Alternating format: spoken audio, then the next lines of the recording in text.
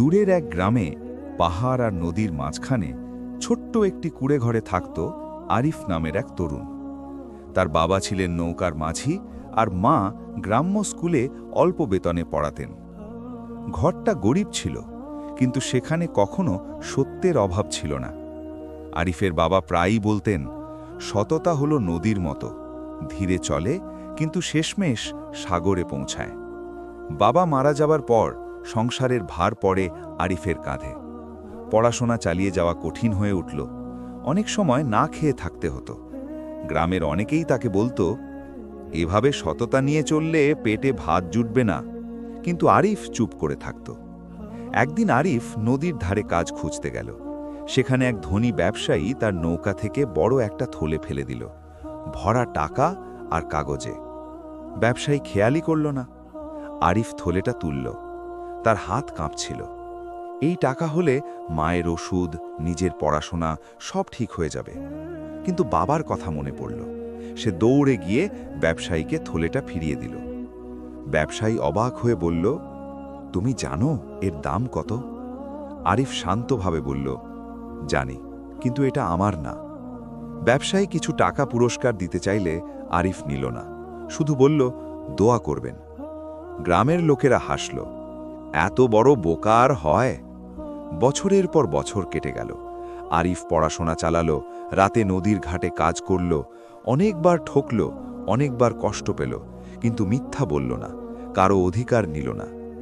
একবার তাকে শহরে চাকরির লোভ দেখিয়ে এক দালাল বলল, সামান্য কাগজে সই করলেই হবে। আরিফ বুঝল ব্যাপারটা ঠিক না। সে রাজি হল না।